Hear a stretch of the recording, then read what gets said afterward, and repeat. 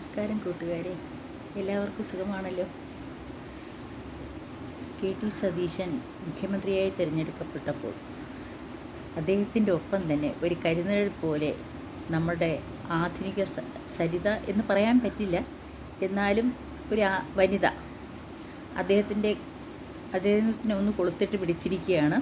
തൻ്റെ പിതാവിനെ പോലെയാണ് വി ഡി സതീശനെന്നും അതുപോലെ തന്നെ താൻ മന്ത്രിമാർ സത്യപ്രതിജ്ഞ ചെയ്തപ്പോൾ ആ വേദിയിൽ ഉണ്ടായിരുന്നെന്നും ഉള്ള കള്ളങ്ങളൊക്കെ പറഞ്ഞുകൊണ്ട് അവൾ കോൺഗ്രസിൻ്റെ കൂടെ കൂടിയിട്ടുണ്ട്.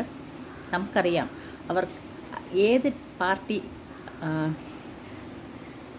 പാർട്ടിയാണോ വിജയത്തിലേക്ക് വരുന്നത് അവർക്ക് വേണ്ടിയൊക്കെ പ്രവർത്തിക്കുകയാണ് ചെയ്തത്. അവൾ കമ്മ്യൂണിസ്റ്റ് പാർട്ടിക്ക് വേണ്ടി പ്രവർത്തിച്ചു. രാഹുൽ മാങ്കൂട്ടത്തിൻ്റെ രാഷ്ട്രീയ ഭാവി ഇല്ലാതാക്കിയ ഒരു സ്ത്രീയാണ് അവൾ എന്തും ചെയ്യും. കാരണം അവൾക്ക്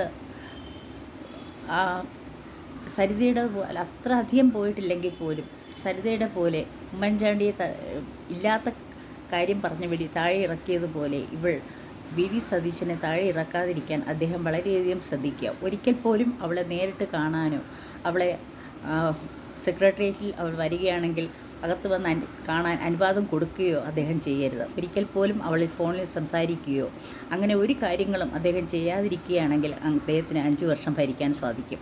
അല്ല, ആ സ്ത്രീയോട് സംസാരിക്കുക അച്ഛനെന്നുള്ള രീതിയിലാണല്ലോ അവൾ പറയുന്നത്, ആ രീതിയിലായിരിക്കും സംസാരിക്കുന്നത്. പക്ഷേ ഈ AI യുഗത്തിൽ എന്ത് വേണമെങ്കിലും സൗണ്ടിനെ നമുക്ക് മാനിപ്പുലേറ്റ് ചെയ്ത് ഏത് രീതിയിൽ വേണമെങ്കിലും ആക്കാം.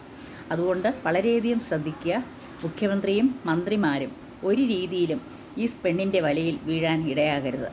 അവളുമായിട്ട് സംസാരിക്കുകയോ അവളുമായിട്ടുള്ള ഫോൺ സംഭാഷണങ്ങളിലൊന്നും വീഡിയോ കോളോ ഓഡിയോ കോളോ ഒന്നും നിങ്ങൾ അറ്റൻഡ് ചെയ്യാതിരിക്കുക. കാരണം രാഹുൽ മാങ്കൂട്ടത്തിൻ്റെ പോലെ ഒരു ഗതിയാകരുത് നിങ്ങൾക്ക്. നിങ്ങൾ 5 വർഷം തികയ്ക്കണം.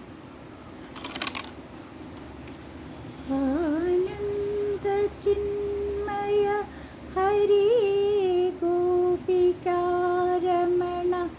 ഞാനെന്ന ഭാവമിതു തോന്നായികവേണമിക